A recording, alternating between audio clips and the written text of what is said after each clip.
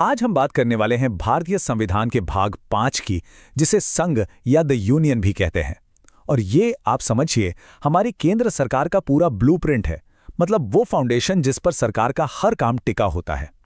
तो चलिए आज इसी को थोड़ा और गहराई से समझते हैं। और पता है, ये कोई छोटा मोटा हिस्सा नहीं है। ये भारतीय संविधान का सबसे बड़ा और सबसे डिटेल्ड हिस्सा है। इसे सिर्फ एक चैप्टर मत समझिए, ये तो सरकार चलाने की पूरी गाइड बुक है। मतलब देश कैसे चलेगा सब कुछ इसमें लिखा है। सोचिए, इसमें आर्टिकल 52 से लेकर 151 तक यानी पूरे 100 आर्टिकल्स हैं। और इन्हीं 100 आर्टिकल्स में केंद्र सरकार की एक एक पावर, उसकी भूमिका, उसकी जिम्मेदारी, सब कुछ बताया गया है। तो आइए इस बड़े से स्ट्रक्चर को थोड़ा तोड़कर समझते हैं। तो सबसे पहले बात करते हैं सरकार के पहले पिलर की, कार्यपालिका, जिसे इंग्लिश में द एग्जीक्यूटिव कहते हैं। इन्हें सरकार के डूअर्स यानी काम करने वाले भी कह सकते हैं। क्यों? क्योंकि इनका मेन काम ही यही है कि संसद जो भी कानून बनाए उसे पूरे देश में लागू करवाना। तो इस एग्जीक्यूटिव टीम में होता कौन कौन है? इसमें मेनली 5 पद आते हैं। सबसे ऊपर देश के राष्ट्रपति, फिर उपराष्ट्रपति, प्रधानमंत्री और उनकी पूरी काउंसिल ऑफ मिनिस्टर्स, और आखिर में भारत के अटॉर्नी जनरल, जो सरकार के चीफ लीगल एडवाइजर होते हैं। संविधान ने ना राष्ट्रपति की शक्तियों को बिल्कुल साफ साफ डिफाइन किया है। जैसे आर्टिकल 53 कहता है कि सारी एग्जीक्यूटिव पावर उन्हीं के पास है। आर्टिकल 61 में महाभियोग यानी उनको पद से हटाने का पूरा प्रोसेस बताया गया है। और हाँ, आर्टिकल 72 उन्हें एक बहुत खास पावर देता है, सजा माफ करने की शक्ति। अच्छा, एग्जीक्यूटिव तो हो गए, कानून लागू करने वाले। पर ये कानून बनाता कौन है? यहीं पर आता है सरकार का दूसरा पिलर, विधायिका, यानी हमारी संसद। संसद ही वो जगह है जहां देश के लिए सारे कानून तैयार किए जाते हैं। यहां एक बड़ी इंटरेस्टिंग बात है जो अक्सर लोग मिस कर जाते हैं। ज्यादातर लोगों को लगता है कि संसद मतलब लोकसभा और राज्यसभा, लेकिन नहीं। आर्टिकल 79 बिल्कुल साफ कहता है कि भारत की संसद 3 चीजों से मिलकर बनती है: राष्ट्रपति, राज्यसभा और लोकसभा।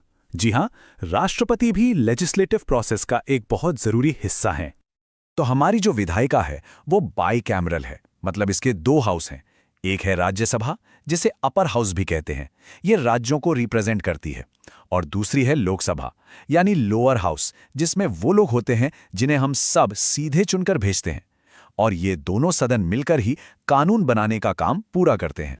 और ये एक परफेक्ट एग्जाम्पल है कि कैसे एग्जीक्यूटिव और लेजिस्लेचर एक दूसरे से जुड़े हैं। जरा सोचिए, मान लीजिए पार्लियामेंट सेशन में नहीं है और देश को अचानक किसी बहुत जरूरी कानून की जरूरत पड़ जाए तो क्या होगा? बस इसी सिचुएशन के लिए है आर्टिकल 123। ये प्रेसिडेंट को एक स्पेशल पावर देता है कि वो एक ऑर्डिनेंस यानी अध्यादेश जारी कर सकते हैं। और ये ऑर्डिनेंस बिल्कुल एक कानून की तरह ही काम करता है। चलिए अब आते हैं सरकार के तीसरे और बहुत ही जरूरी पिलर पर, जुडिशरी यानी न्यायपालिका। इनका काम क्या है? इनका काम है कानूनों की और खुद संविधान की सही व्याख्या करना। ये एक तरह से गार्डियन है जो ये पक्का करते हैं कि जो भी कानून बन रहे हैं या लागू हो रहे हैं वो सब संविधान के दायरे में हों। और इस पूरे सिस्टम की नींव रखी गई है आर्टिकल 124 में, जो भारत के सुप्रीम कोर्ट की स्थापना करता है। ये हमारे देश की सबसे बड़ी अदालत है और इसके फैसले फाइनल होते हैं। यहां एक बार फिर हमें इन ब्रांचेस के बीच का तालमेल देखने को मिलता है।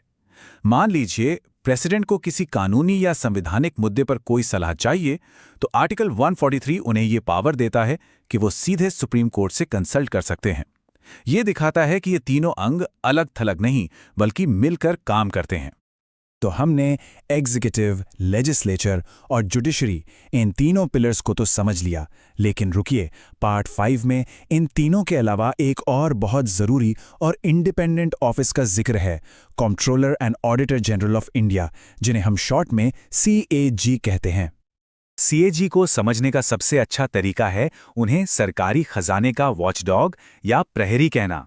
उनका बस एक ही काम है, ये देखना कि सरकार जो जनता का पैसा खर्च कर रही है वो सही तरीके से और सही जगह पर हो रहा है या नहीं।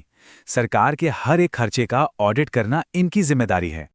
तो अब जब हमने सारे टुकड़ों को अलग अलग समझ लिया है, तो चलिए अब इन सबको जोड़कर बड़ी पिक्चर देखते हैं। और वो बड़ी पिक्चर ये है कि भारतीय संविधान का ये जो पूरा ढांचा है ना, ये असल में बैलेंस ऑफ पावर्स का एक बेहतरीन नमूना है।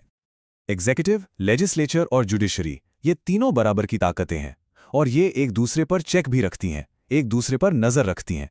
इसका सीधा सा मतलब ये है कि कोई भी एक ब्रांच हद से ज्यादा पावरफुल नहीं बन सकती। और सच कहूं तो यही हमारे लोकतंत्र की सबसे बड़ी ताकत है। तो ये पूरा का पूरा ब्लूप्रिंट सिर्फ एक चीज पक्की करता है कि पावर किसी एक के हाथ में न चली जाए। और यहां पर एक सवाल छोड़ जाता हूं, शक्तियों के बंटवारे का ये जो डिजाइन हमारे संविधान बनाने वालों ने सोचा था, वो आज असल में हमारे लोकतंत्र के काम करने के तरीके को कैसे शेप देता है, इस पर सोचिएगा जरूर।